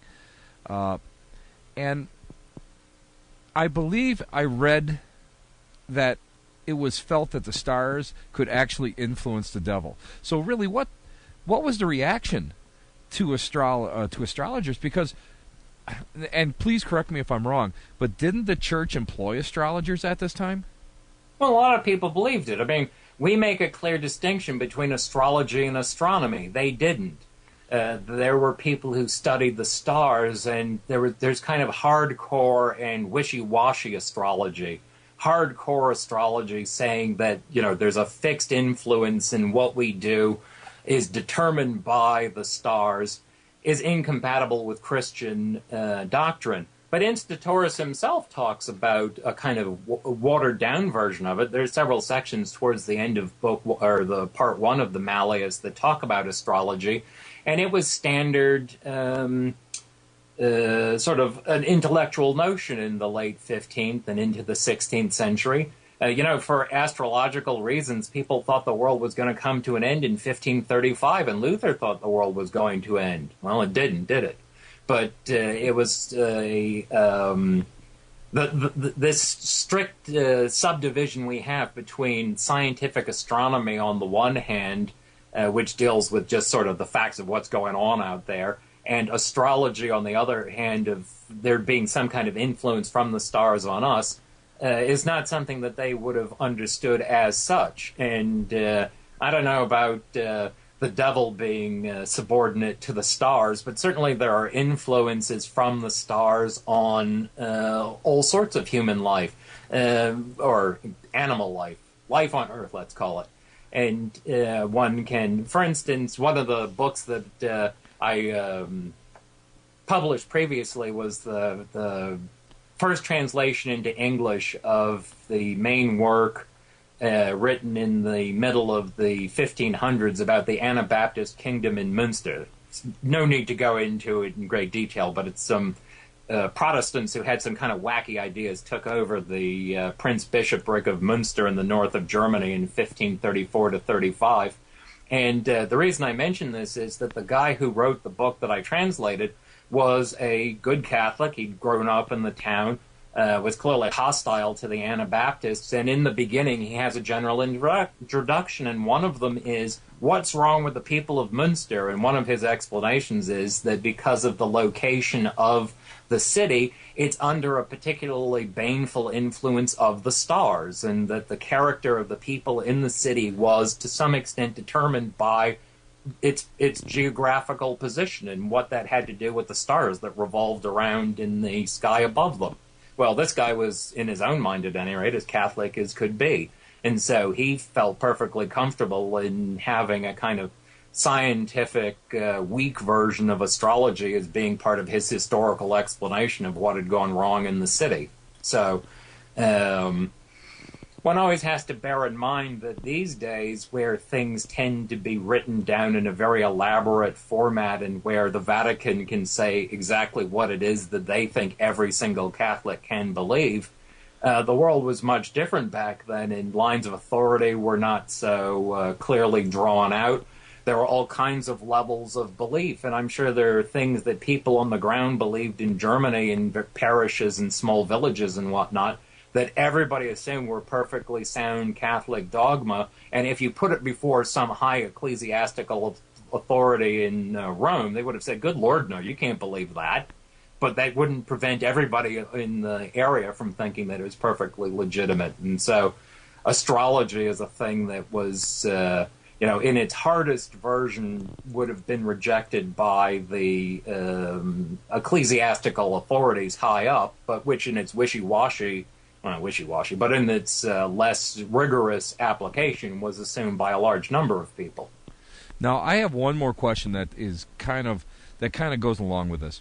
We often read about necromancy and how it has been condemned over the years by the Catholic Church. Is this something at this time completely and always the best way I'm going to describe it is this. Is this something at this time that always is attributed to the devil, the talking to the dead, whereas when we talk about necromancy in this era, I mean, it means a little bit something different. So back then, is necromancy always evil? Well, yes, of course. But I should point out that the word necromancy, the way you just used it, is what it etymologically means, divination through corpses from the Greek. Right. But in the Malleus, I leave it alone because it's called nigromancy. And so the word necro, which comes from the Greek nekros, which means a dead body, has been assimilated to the Latin word niger, which Niger, which just means black. So that's what negro and whatnot in Spanish come from. And so they've assimilated the Greek prefix of that word, which would not have been understood by most people in the Middle Ages, where the knowledge of Greek had been lost to a large extent in Western Europe, and as I say, was assimilated to the Latin word meaning black in its associations with the black arts and that sort of thing. So that negromancy is far more than just divination by corpses, and in fact, as far as I can think off the top of my head, I don't think Instatoris ever talks about that kind of thing. So that necromancy by itself wouldn't have been a activity. But as I said before, a lot of what the church actually does could be categorized, if you looked at it kind of neutrally, as being magic. The magic of the sanctifier host has all kinds of properties that can be misused by people who steal it and use it for their own purposes. So that the whole underlying premise that there are these magical abilities that one can access if one knows the right procedure, that's certainly true, and everybody would have admitted it because the church itself functions that way. And so to some extent, it's just a matter of terminology as to what's permissible and what's not permissible. There's a whole section towards the end of the Malleus where he says, how do you actually tell if there's a chant that's being used that it actually is legitimate or not? One of the things that goes on, if you look at these things, is that people would often incorporate words like Jesus and God and whatnot into things that were extra ecclesiastical, let's call it. The church would not approve as such. And fundamentally, in terms of medieval conceptions, the Catholic Church aims to monopolize people's access to the divine. You have to channel it through approved channels. Exactly. As I say, Waldo of Lyon had not one single doctrinal dispute with the church. He didn't say that, no, you got it wrong about how the Holy Ghost works or something, but he wanted to minister to the populace independently of the church. And the church said, no, you can't do that.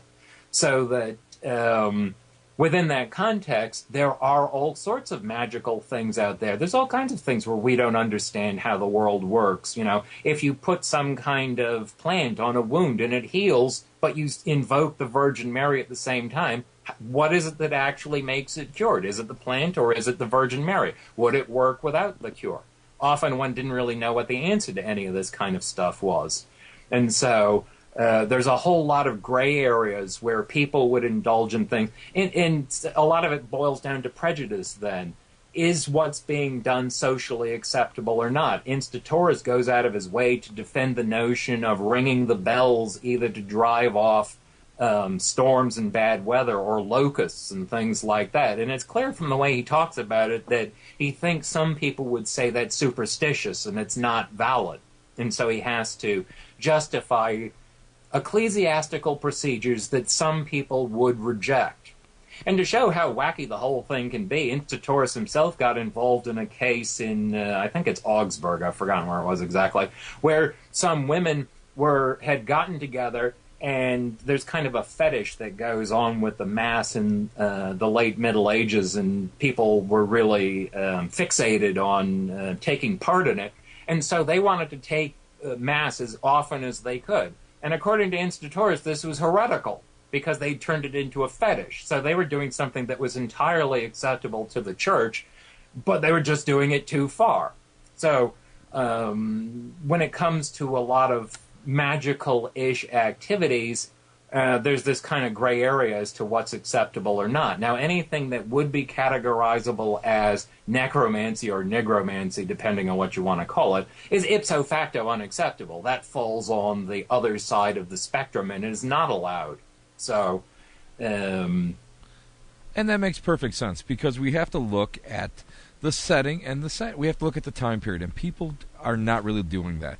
And that's what's so important about what you've done and your translation. Now, we are talking with Professor Christopher Mackay, and we'll be right back after a short break. You're listening to the Reverend Witch Show here on the Parallax Radio Network.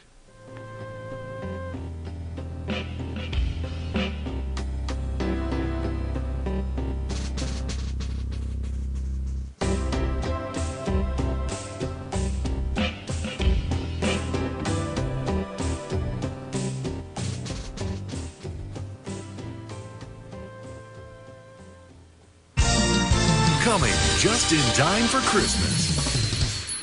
Sometimes good intentions aren't good enough, and we need a little help to make it through the workday.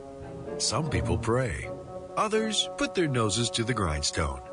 But now, you can take a different path and resolve workplace issues in a magical way. From the author of the Ghost of Hollywood series comes a brand new book, Workplace Spells, Everyday Magic on the Job, by leading author Marla Brooks.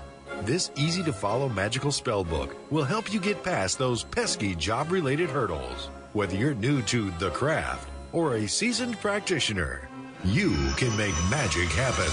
Workplace Spells, Everyday Magic on the Job by Marla Brooks would make a great gift. Ask for it at your local bookstore or order online through schifferbooks.com, Barnes & Noble, or Amazon.com. Workplace Spells, Everyday Magic on the Job by Marla Brooks. Order your copy today.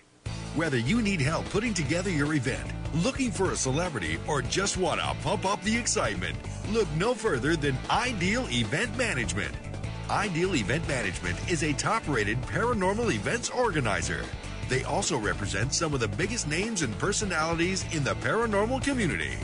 Contact Mark at 413-478-3642 or check out their website at idealeventmanagement.com. Hey, how about this? Music CDs that surround you in quantum fields of healing energy. That's right, it's called super quantum tone technology. And what it does is repattern the negative beliefs and trap subconscious energy that has been sabotaging your quality of life. It's a quick, easy, and inexpensive way to help change the things you want to change about your life. These music CDs can help you with relationship problems or prosperity and abundance. They can help you clear emotional issues or sharpen your mental clarity or get rid of stress, anxiety, and depression. They can even help with degenerative diseases like cancer. There are so many to choose from, and all you have to do is press play. The benefits are remarkable, and they're pleasant to use. The healing energies are blended with music and nature sounds to create a vibrational medicine in the form of audio CDs. There are CDs for weight loss, stopping smoking, faster healing after surgery, deep sound sleep, stress relief, abandonment issues, and breaking free from addictions. Visit the website to listen to them and learn more at www.diamondcrystalmusic.com. Where you will also find healing music solutions for hypertension, overwhelm, rejuvenation, longevity, loneliness, feelings of guilt, boosting your immune system, and much more. Visit www.diamondcrystalmusic.com. That's diamondcrystalmusic.com. You've got questions. Who are we? Where do we come from? Are we alone in the universe? Is there life after death? Where can I take a class and really learn about demonology? Now, get the answers. For a decade, the American Institute of Metaphysics has offered the ultimate in courses designed to serve as the foundation in your search for life's questions. The courses cover a variety of subject areas and consist of wide-ranging alternative sciences, theories, and philosophies. Each course comes complete with textbooks, work materials, and instructions. The courses allow you the freedom to pursue your own areas of interest according to your schedule. Whether it's UFOs, life after death, demonology, cryptozoology, and more, you've got questions. We've got answers. Visit www.instituteofmetaphysics.com or call 877-623-3241 and start your search now. Hi, I'm Charlize Theron with People for the Ethical Treatment of Animals. Almost all the puppies for sale at your local mall were churned out by breeding facilities called puppy mills. Constant confinement drives the dogs mad. They are impregnated continually until they can no longer produce a litter. If you choose a dog from the mall, a dog you could have saved from the pound will die. Contact PETA to learn how you can make a difference at 757-622-PETA or visit PETA.org.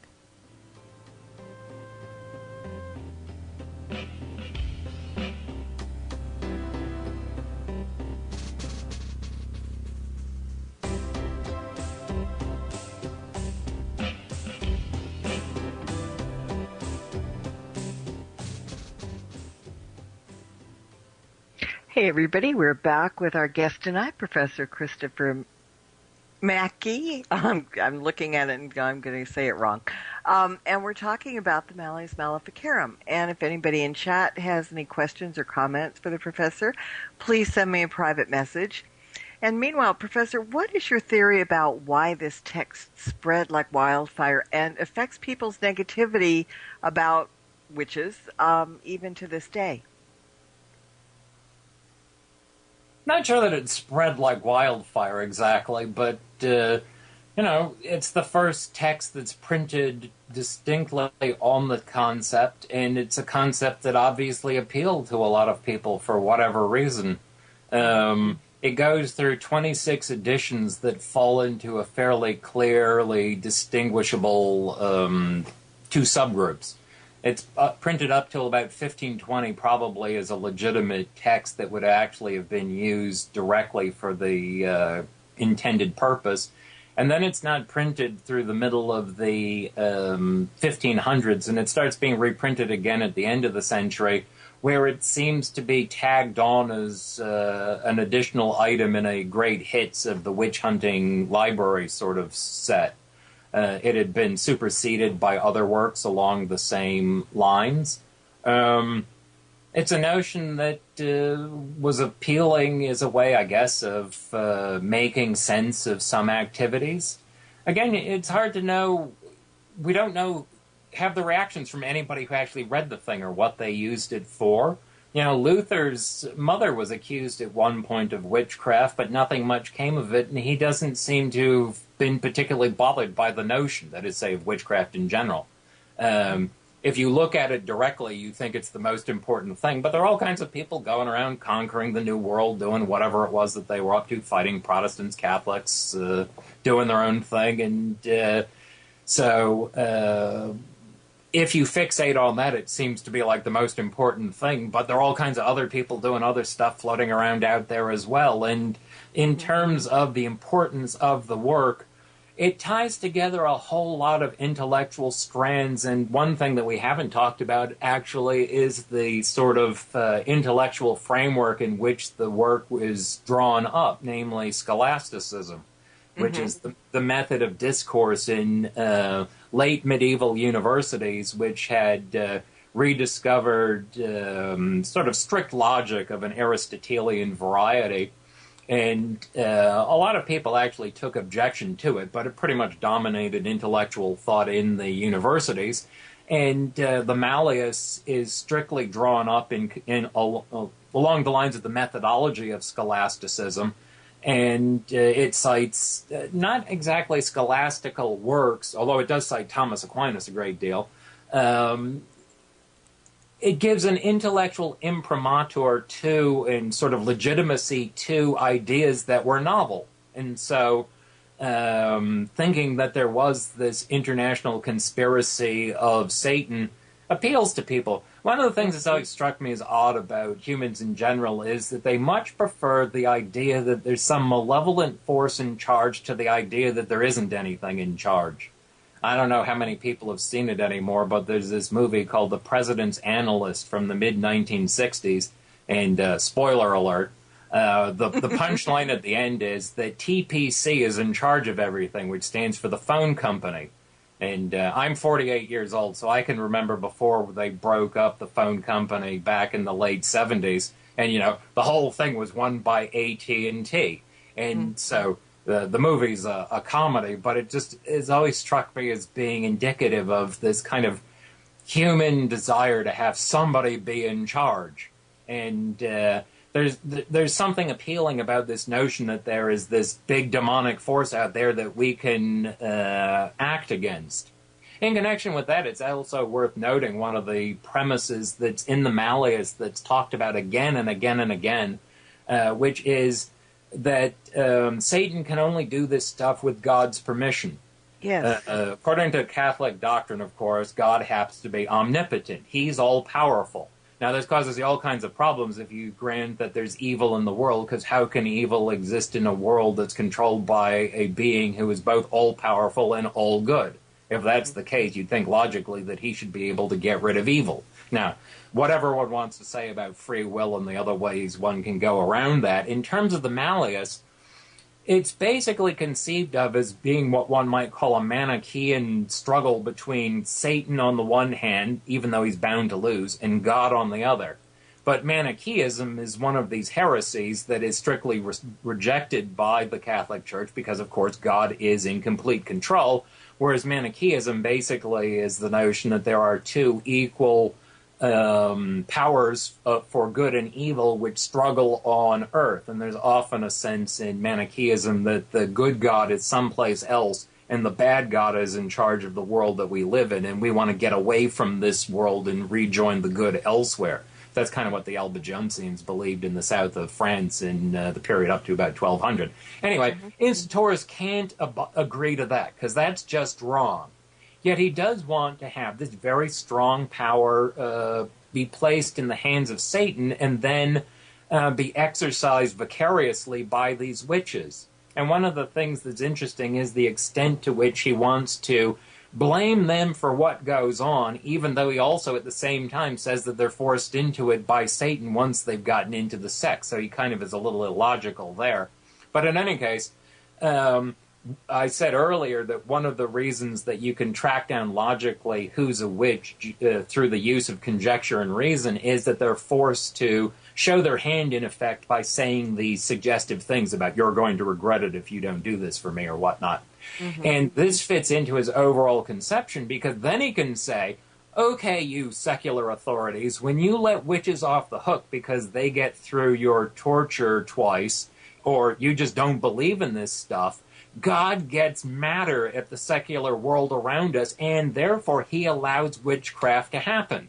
So it's this kind of weird downward spiral where the fact that it happens in the first place, which is an offense to the majesty of God because the people who do it are heretics, meaning they're Christians who betray their loyalty to God that they were obligated to when they were baptized, that's enough to get God mad in the first place. But then when the secular authorities actually know what's going on and they don't do anything, in Instantorus's mind, this makes God even madder, which makes him more inclined to allow witchcraft to happen, which makes the world get worse.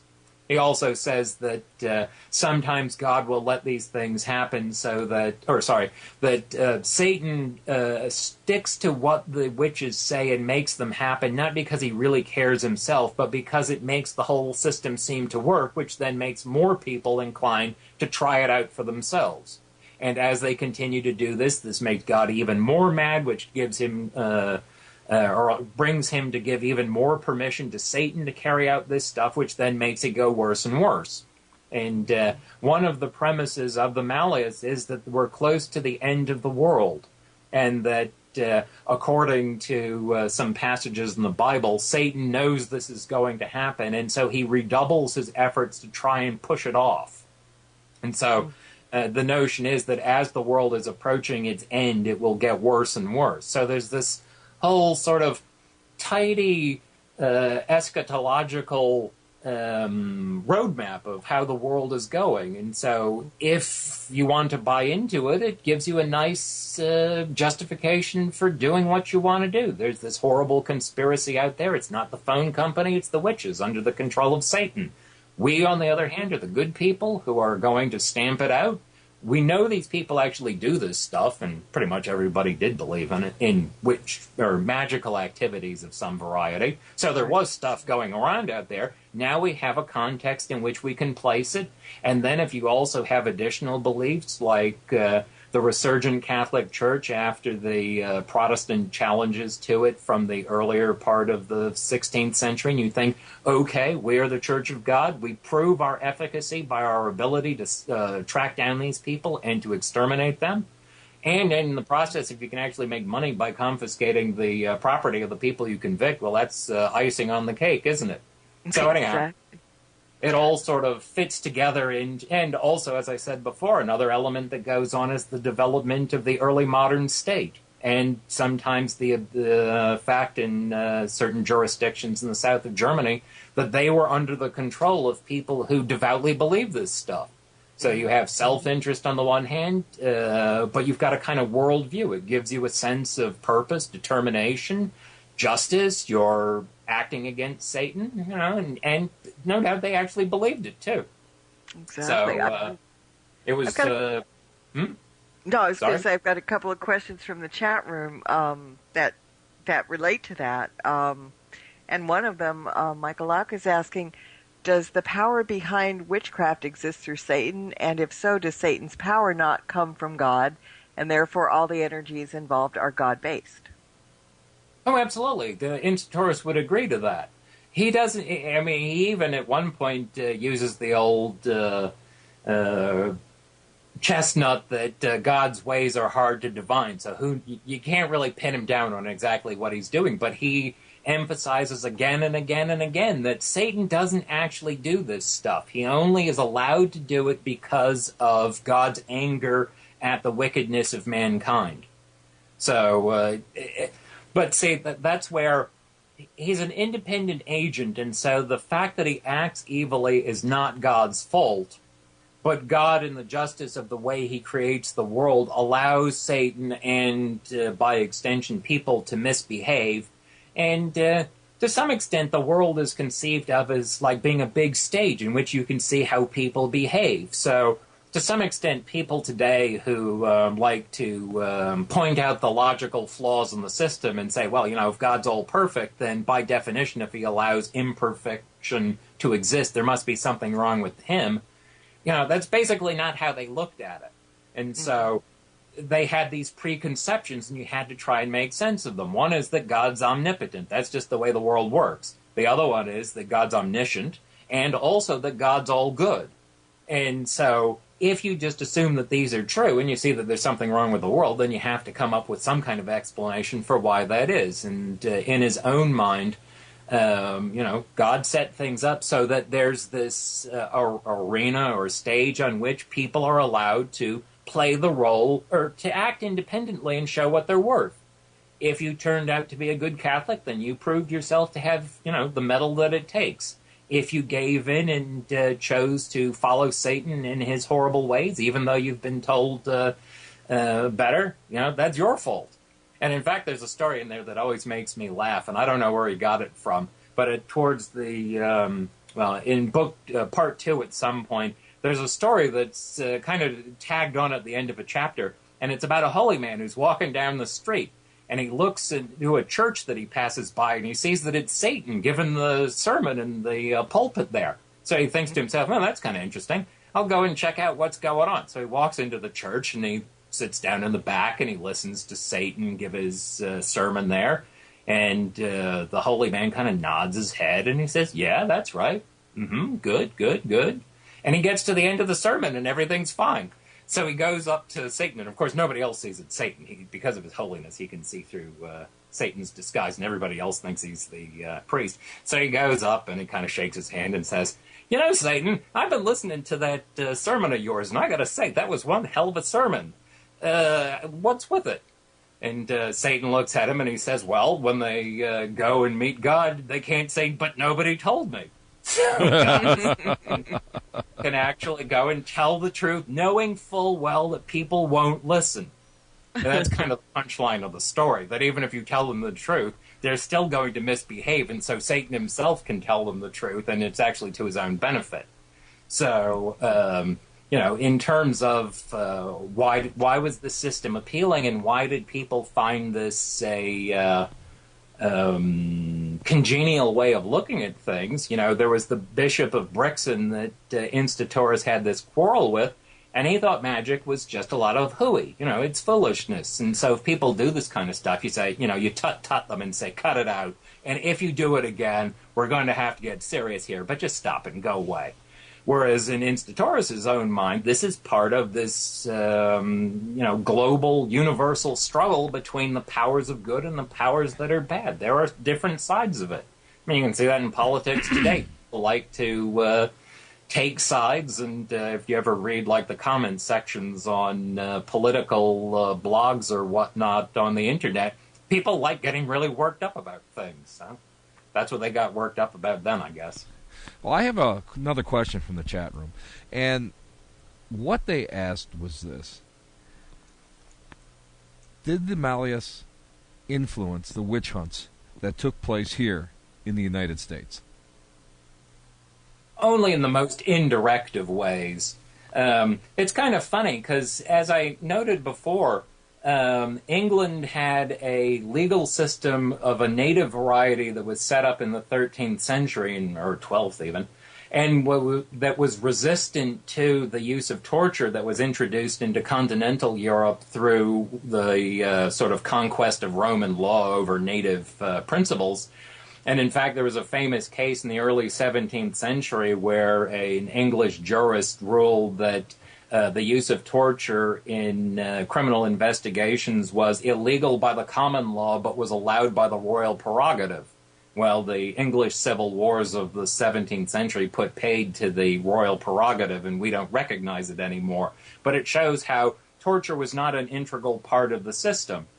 And the way witch hunting really only picks up in England in the 1650s, more or less, which is like a generation after it really dies down in Europe. It's not a sort of native-born procedure. It sort of turns up after it's already dying down in Europe, and then it's another 2 generations into the early 1690s where it turns up in a very sort of rudimentary way in New England. And as I said, by the end of the 1500s, the Malleus itself was already an old-fashioned book that only really appeared in like omnibus editions of the great hits of witch hunting. But that doesn't mean that it didn't have an indirect influence in that it was the work that gave sort of intellectual legitimacy to this all-encompassing notion of witchcraft being part of this satanic conspiracy. But as I said before, even in Europe during the major witch trials, it's not as if people flipped through the Malleus and said, yeah, it says such and such on page 52, and that's what you're accused of. People had formed their own conceptions, and in effect they used this work as a kind of legitimacy for it. After all, if you think about it today in like modern economics, a lot of what's going on in the U.S. is determined by what's referred to as Keynesianism, but I doubt most people who actually advocate it one way or another read what Keynes wrote back in the 1920s and 30s, so that you can sort of trace it back at an intellectual lineage to what he said, but a lot of what goes on today is not actually what he specifically said, and in any case, the whole intellectual stream that comes out of him is no longer referring back to what he said in the beginning. Unlike, say, I suppose the case with like Marxism, where people would actually cite what Marx says. The Malleus gives legitimacy to a conception that fundamentally isn't true, I think.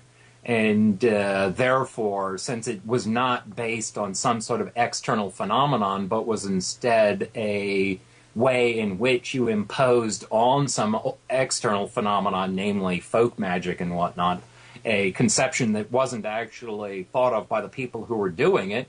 And when you get down to it, a lot of the people who would be wound up in these things weren't even guilty of that. It's not like they were brought in because they had stolen their, themselves had gone through the magical ceremonies to steal their neighbor's cows, but for whatever reason had been accused of some sort of malfeasance because of a quarrel they had with their neighbor or something, and then they're forced to confess to something that really had no basis in reality at all.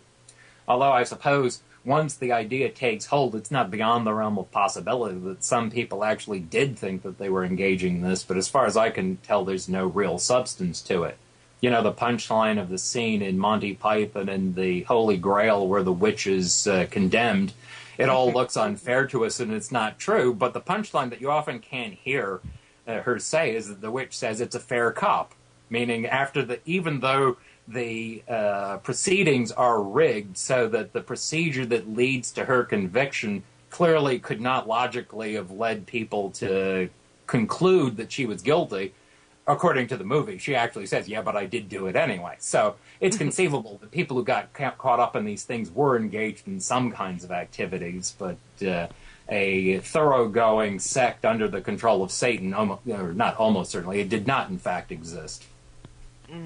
Do you think, so you're saying that the fervor from the book died down, and then in 1928 there was a translation that came out, and you did one now. Do you think there is a renewed interest in the subject matter or the book itself?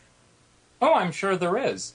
I remember when I was buying through the internet a book on a different topic relating to the Renaissance from somebody, a used books dealer in Jamaica Plain in Boston.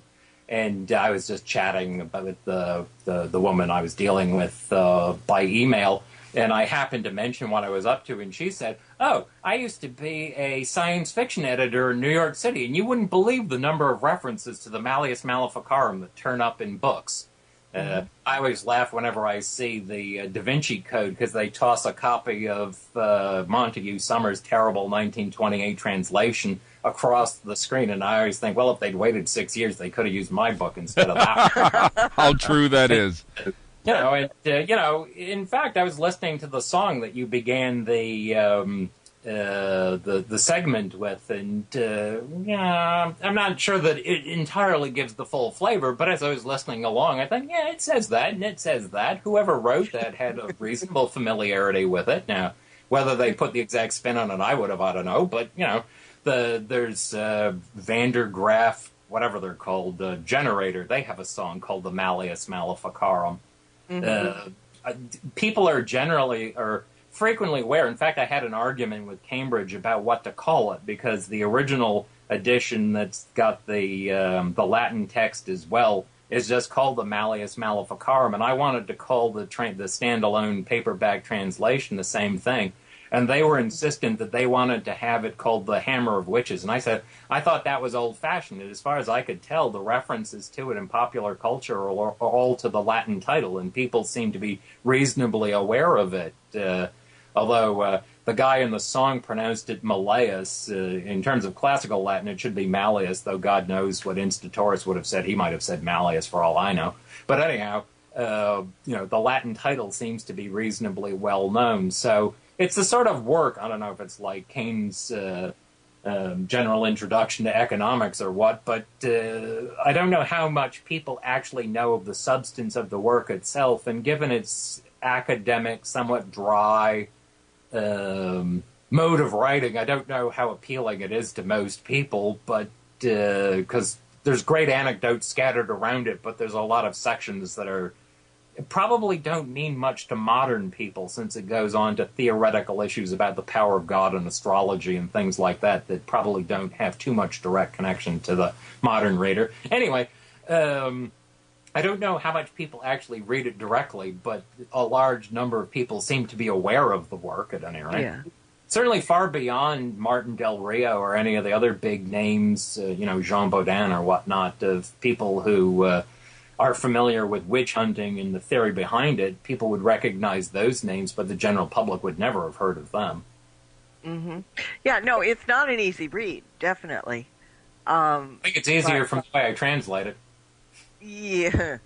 I mean, I opened it and I'm like, uh-oh. It was like, oh, it somehow wasn't what I thought it would be originally, years ago. When I first kind of looked it up and was trying to get some understanding, there are websites that give you little excerpts and very strong little cases. Well, this is how they tortured, and this is what they did, and blah, blah, blah.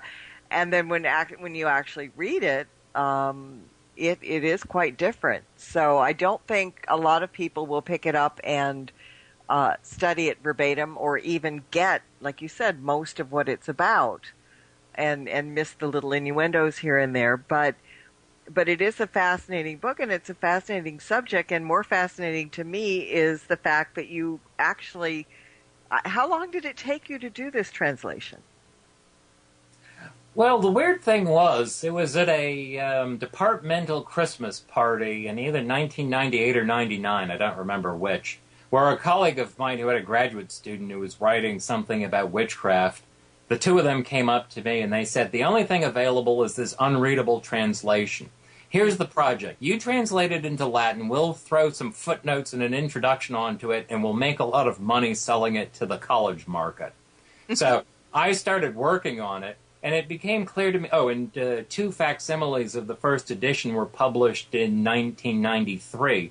And so the original is written in Gothic type, and it's not punctuated in a way that's really easy for us to use. So I opened a Word document, and I had parallel columns, and I just started writing the Latin out. And as I wrote it out, I found there was more and more problems with it, and I had to punctuate it. And I don't even know how the process started, but I began to track down all of the references that the original text came from. And it turned out to be a huge amount of work doing that. And there was one summer, and I'm not sure if it's 2000 or something, but basically I came down into the basement, which is where I'm talking to you from now. And every morning I used to come down here at like 8 o'clock in the morning. I'd sometimes go for a bike ride in the afternoon, and I might have dinner upstairs, and otherwise I'd go to bed at like 10. And I sort of lost track of the real world in April, and I found out that when I emerged in September, the world was more or less the same as I'd left it, so it seemed to have not missed my absence. And that thing just totally took over my life, but that was just the start, because then there was a lot more of tracking down of the sources and writing the introduction and whatnot. And so the manuscript went to Cambridge in 2004, so I guess it took me about 5 years to do it in total. Wow. Well, my hat's off to you on that. And 2 hours have flown by really, really quickly. And before we get yanked off the air, I'd like to let everybody know, could you give them your website in case they in case they want to get a hold of you or find out more about you or your other books? Where can they find you? Oh, okay. I think it's www.ualberta, so that's UALBERTA.ca/tilde, so the little squiggle thing, CSMACKAY. So my last name looks like Mackay, and it's got my middle initial in there, so it's CS Mackay. And then you can find my homepage.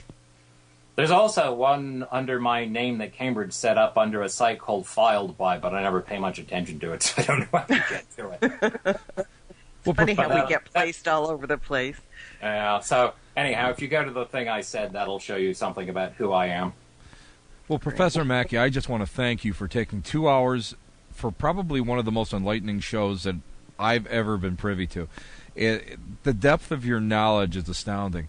And, you know, the work that you did on the Malleus, I have to tell you, it's groundbreaking, and I do feel that it is of significant historical importance. So thank you so very much for being a guest on our show. Well, I'm always glad to talk to people who want to hear about what I do, so I've been glad to be here. Would you come back again? Yeah, sure. Absolutely, that's fantastic. Yay.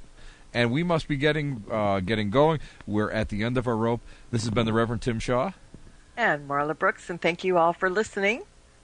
And we'll be back again next month. Good night. Good night. Bye. You have been listening to The Reverend Witch Show. Please join us again while we explore the edgier side of the metaphysical world.